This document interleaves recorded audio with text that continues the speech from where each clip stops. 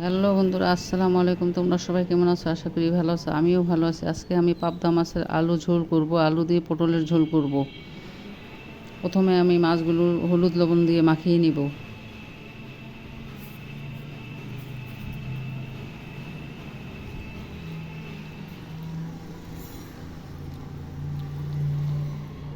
তেল গরম হয়ে গেছে, এখন মাছগুলো ভেজে নিব।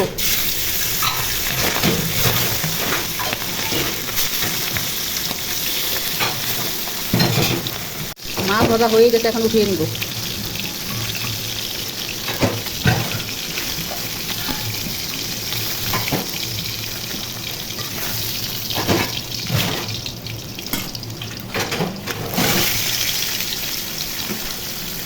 তেল গরম হয়ে গেছে, এখন বেরেস্তা ভেজে নিব।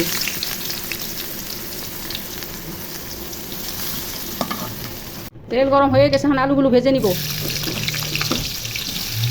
আলু আমি কেটে ধুয়ে পরিষ্কার করে নিয়েছি।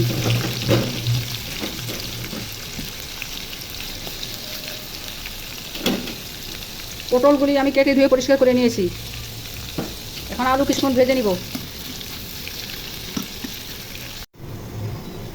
এখন কিছু পটল ঢেলে দিব। পটল দিয়ে পটলগুলা ভেজে নিব আলুর সাথে।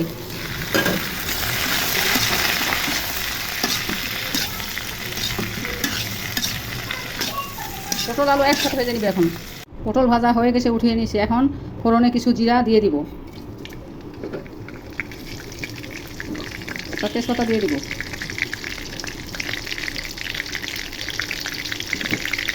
জিরাটা ভাজা হলে পেঁয়াজ কুচি দিয়ে দিব।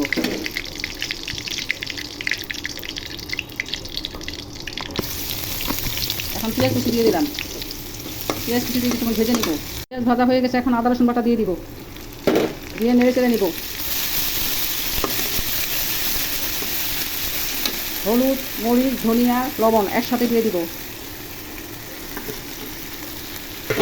একটু পানি দিয়ে কষিয়ে নিব।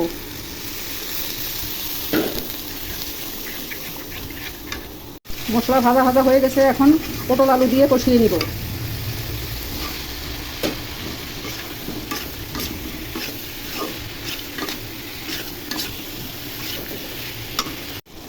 তরকারি কষা হয়ে গেছে, এখন পানি দিয়ে দিব পরিমাণ মতো।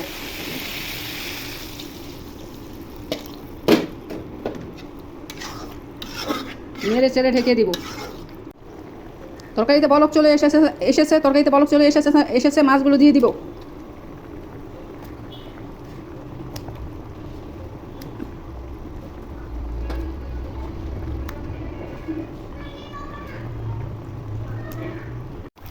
তরকারিটা হয়ে এসেছে, এখন বেরেস্তা কুচি দিয়ে ঢাকনা দিয়ে কিছুক্ষণ পর নামিয়ে নিব।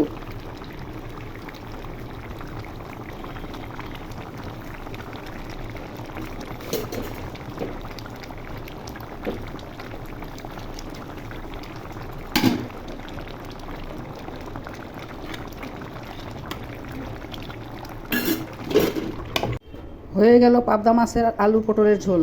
রান্নাটা ভালো লাগলে চ্যানেলটা সাবস্ক্রাইব করুন, একটা লাইক দিয়ে আমার পাশে থাকুন। খোদা হাফেজ।